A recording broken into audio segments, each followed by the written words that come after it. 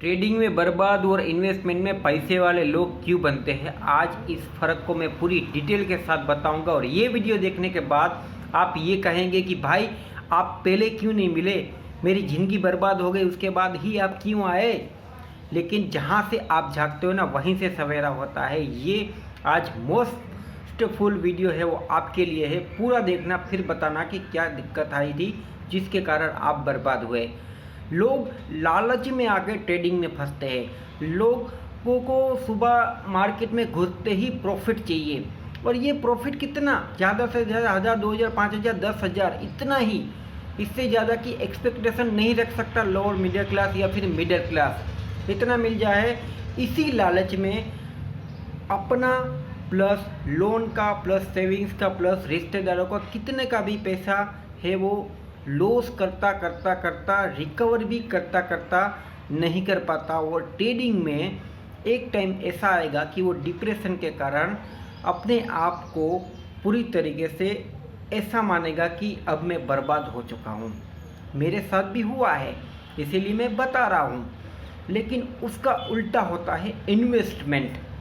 Investment एक ऐसी journey है जहाँ पर एक well educated person mutual fund, FII, DII, brokerage firm, government, सबके सब मार्केट जब क्रेश होती है ना, तब बड़ा कंपनी जो होती है ना वो माल को उठाती है।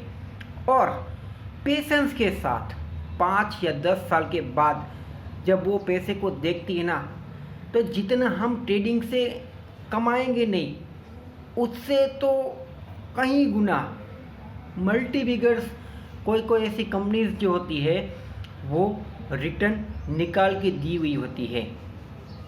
ये फ़र्क है दोनों के बीच में, जिसमें इन्वेस्टमेंट वाला अगर उसे कुछ भी नहीं आता है, लेकिन अच्छी कंपनी जो 5 से 10 साल में कोई भी टीवी के ऊपर यूट्यूबर्स के कोई भी वीडियोस देख के इन्वेस्टमेंट भी कर लेता है ना, तो भी वैसी कंपनी लॉन्ग टर्म में लॉस तो कम लेकिन प्रॉफिट देने की प्रोबेबिलिटी बहुत अच्छी तरीके से एक्सपेक्ट करती है, क्योंकि कंपनी को चाहिए ग्रोथ, और ग्रोथ कंपनी जो होती है ना वो हमेशा लॉन्ग टर्म में दिखाती ही है। लेकिन हम क्या करते हैं, हमारे पास 1-2 लाख रुपया है तो चलो डबल कर लेते हैं। शायद बैंक से भी फास्ट भागना है भाई। बैंक में FD 7 साल, 1 साल में 7% चाहिए, हमें यहाँ पर एक दिन में 100% चाहिए। ऐसी लालच शेयर मार्केट के अलावा और कहीं हमें देखने को नहीं मिलेगी। इसीलिए तो ट्रेडिंग में बर्बाद होते हैं और उसके बाद हम हाथ पे हाथ धर के बैठे रहते हैं। अगर यही 1-2 लाख रुपया हम इन्वेस्टमेंट में ट्राई करते तो 5 साल बाद यही 1-2 लाख ना करते हुए भी ज़्यादा से ज़्यादा और मैक्सिमम डबल या ट्रिपल तो एक्सपेक्टेशन मार्केट की जो भी रहेगी, ये मेरे अनुभव से बता रहा हूँ कि अगर IPO बेस्ड कंपनी है और अच्छा परफॉर्मेंस दे रही है तो समझ लो कि लॉन्ग टर्म में उसकी ग्रोथ होगी, तो आपके पैसे भी है वो यहाँ पर रिटर्नेबल अच्छा खासा परफॉर्मेंस दिखाती है, क्योंकि आपका अकेले का पैसा इसमें इन्वेस्टमेंट नहीं हुआ है। खुद कंपनी ने भी अपनी हिस्सेदारी इसके अंदर डाली हुई है, इसीलिए कंपनी ग्रोथ करती है। ये इन्वेस्टमेंट का पावर है जो ट्रेडिंग वाले को नहीं समझ आता है।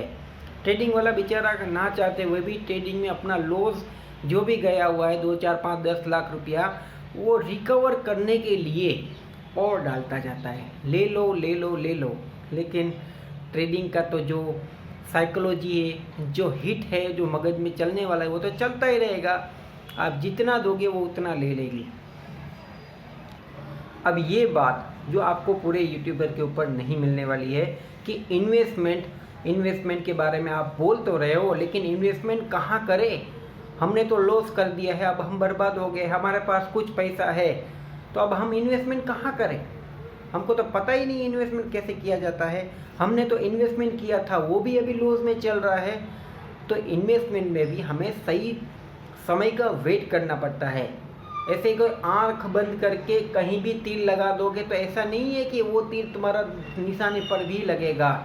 कभी कभी इन्वेस्टमेंट में भी ऐसे ट्रैप बनते हैं जहाँ पर बड़े प्लेयर तो प्रॉफिट बुक करके भाग जाते हैं, छोटे प्लेयर जो होते हैं वो उसमें ट्रैप में फंस जाते हैं।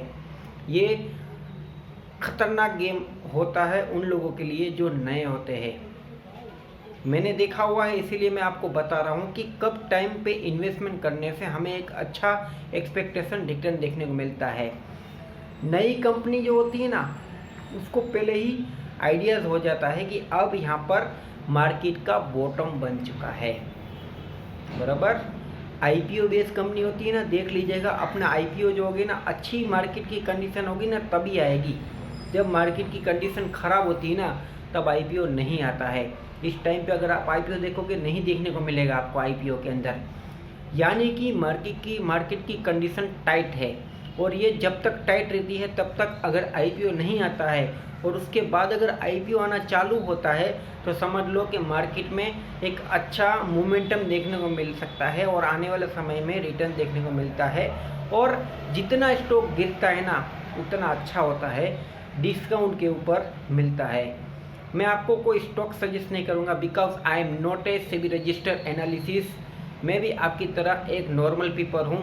मैं अपना समझ के आपको बता रहा हूँ। मेरा भी यूट्यूब चैनल है, अगर ग्रोथ होगा तो आप देखोगे तो ही ग्रोथ होगा। और मैं जो भी बताया है वो मेरे अनुभव से बताया है। आप वो रास्ते पे मत जाओ जो रास्ते पे मैं जाके बर्बाद हो गया हूँ। मैं तो शायद कम बैक कर भी लूँगा, क्योंकि मैं सब कुछ देख चुका हूँ। लेकिन कुछ जो कमज़ोर दिल के लोग होते हैं, जो अपनी मेहनत हथेली पे रख के हुए नहीं कर पाएंगे, वैसे लोग क्या करेंगे अब आप समझ लीजिएगा।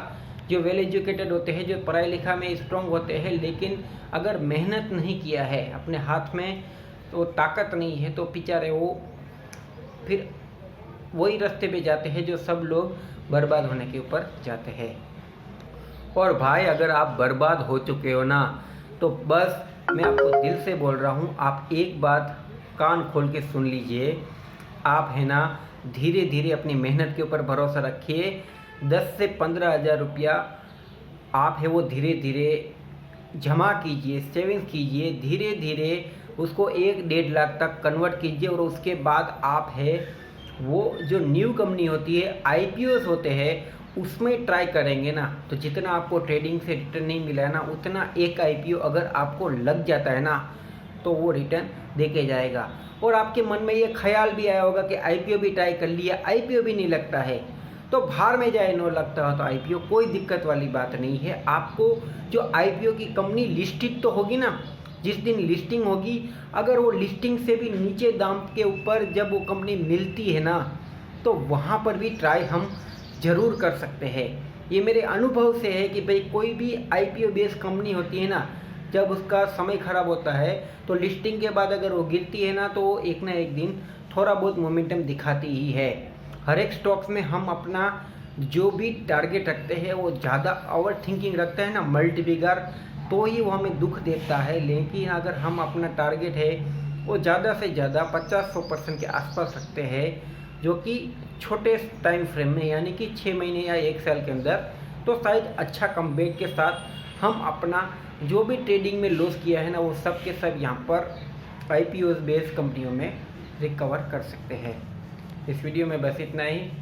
नेक्स्ट वीडियो देखने के लिए चैनल को सब्सक्राइब जरूर कर दीजिएगा। Thank you for watching.